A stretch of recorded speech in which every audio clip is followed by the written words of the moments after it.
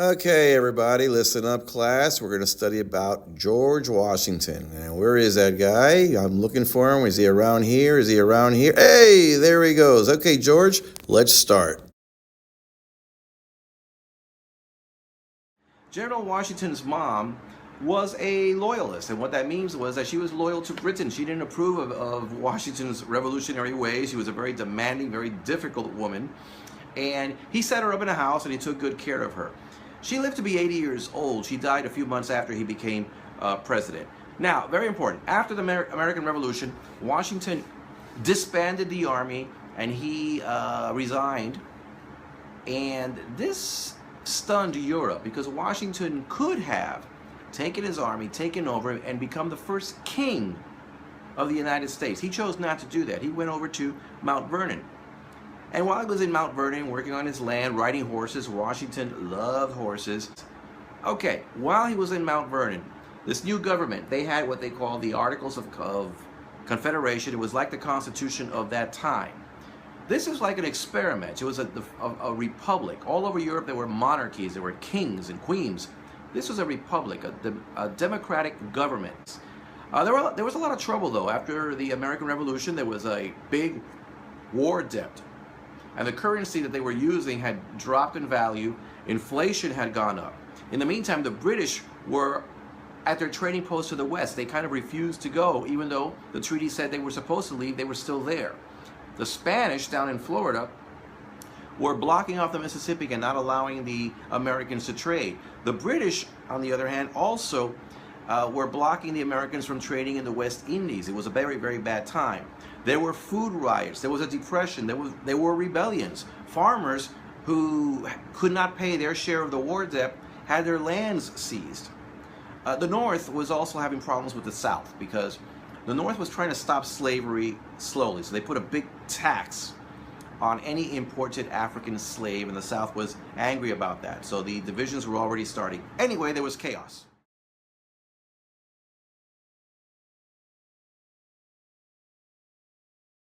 I've been waiting for so long. Now I finally found someone to stand by me. Hello. The Articles of Confederation were not working. They needed to do something new. So they formed what they call the Constitutional Convention. They were going to prepare a new constitution. So this constitution was going to be formed. These great minds got together, especially the great mind of a man they called Little Jimmy, James Madison. He became later the fourth president of the United States. A lot of the ideas in the Constitution came from him. They call him the father of the Constitution. The capital of the United States was in New York, and the president was going to live there. The South was not very happy about that. They finally negotiated that they were going to move from New York to Philadelphia, and eventually this little district was going to be created that today is Washington, D.C. Okay, they unanimously voted for a person to become president, and that person was George Washington, who by this point did not want to be president. But anyway, he accepted, unanimously was elected, twice as I mentioned. 4 months after becoming president, his mother died at the age of 80. He chose a cabinet. In that cabinet was the Secretary of Treasury, Alexander Hamilton, Secretary of State, Thomas Jefferson. These two men hated each other and caused a lot of trouble for Washington, but he did respect their views. And these men hated each other, but it was a hate out of principle, not personal animosity per se. Hamilton believed in a strong central government. Jefferson believed in a weak, strong central government and let each state govern itself to a point. Washington was trying to figure out how could they fix the economy. And Hamilton had an idea. Let's get a national bank. Jefferson opposes. He said no. A national bank would be too powerful and would benefit the wealthy. But Hamilton said we need a national bank, and one of his ideas was for this bank to assume the debt of each state. So instead of them owing money, this national bank in the federal government would pay the debts for these states and collect from them later. This was very good for the states that owed a lot of money, but the states that didn't owe that much didn't feel they should pay more than their fair share. Hamilton also had an idea, let's put a tax on any imported good. Washington did approve of the National Bank and it went through. There was a tax on whiskey, and this is kind of funny, but it's important because there was a whiskey rebellion. People were using whiskey as money. You could buy land. Here's a barn full of whiskey. Let me buy that piece of land you got over there. Oh, I want to buy that nice lamp. Here's a little gallon of whiskey. People were using whiskey as money, and a tax was placed on it. People were angry, especially in Pennsylvania. They actually formed a militia, a group of people to rebel against this, a little mini revolution.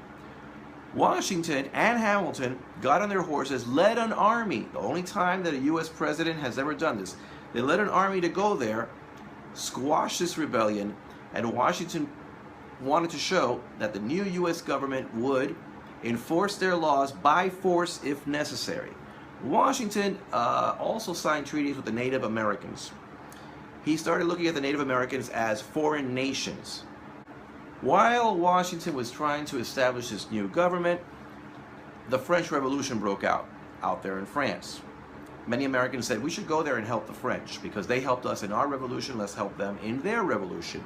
But a lot of people were turned off by the French. One of the reasons was that the French tended to be the revolutionaries tended to be very anti-religion. That didn't go well. Also, there was a reign of terror. They were chopping off heads and doing things, and the Americans were turned off. France went to war against Britain. Many Americans, including Thomas Jefferson, said, let's help France. Alexander Hamilton, pressured Washington, said, no, let's help Britain. We got to get them away from us. They're out there on the west. We got to get them to go away. We want to do good trade with them. They can help us. And he felt that Britain would be a better trading partner. Washington used this situation to negotiate with the British. But after all of this, Washington signed the Proclamation of Neutrality, meaning that the United States was not going to get involved in any foreign war. It would not help the British, and it would not help the French. Thomas Jefferson was so disgusted by this that he resigned. Okay, let's talk about a few facts about Washington real quickly. Washington never lived in the White House. He's the only U.S. president that never got to live there. Nobody knew how this new government was going to work. Everything Washington did set a precedent of what was going to happen later. Washington traveled to every state in the United States, which 13 states. That's not a small thing if you consider that this is all on horseback. When Washington traveled to Connecticut, he didn't travel on Sundays out of respect for the religious people that were there. More facts. The first Thanksgiving was celebrated in 1789. There was a census taken to see how many people were in the United States. The population was 4 million. 3 states joined the United States: Vermont, Kentucky, and Tennessee. The U.S. Navy was established. There was a Naturalization Act. If you lived there as a foreigner in the United States, after 5 years you could apply for residency.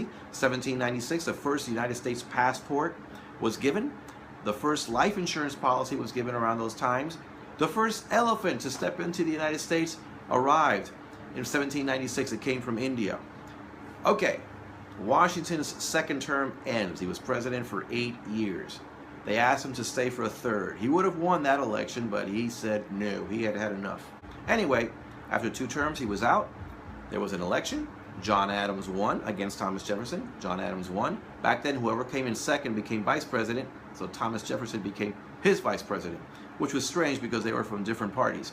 But anyway, Washington told John Adams, you got 1 foot in, I got 1 foot out. Let's see who's happiest. 3 years later, Washington in Mount Vernon went out on his horse. It was snowing. It rained. There was hail. He rode around for hours, got sick, went home, went to bed. The next day, woke up with a terrible sore throat. But he went out again to mark some trees or something that needed to be cut down. That night, he woke up at 3 o'clock in the morning. He could hardly breathe. His throat was so inflamed. His wife Martha said, let me go out and get some help. He said, no, it's cold outside. He did not want her to go out there. He got sicker and sicker. He noticed that the end was coming. He had some papers brought to him that he signed. Little by little, he was losing his speech, and his last words were, "'Tis well." He died. He was 67 years old.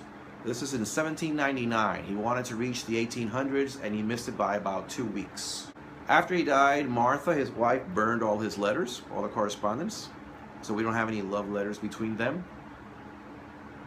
Europe looked at Washington by this point as a great man, and in France, Napoleon declared 10 days of mourning. Washington's legacy was to help this new nation begin to grow, and he is there on the $1 bill. He's on coin. Almost every country in the world has a street named after him, and he's one of the greatest figures not only in the United States but in world history. So that ends the chapter on George Washington. We're going to come up in the next episode and begin with the second president, John Adams.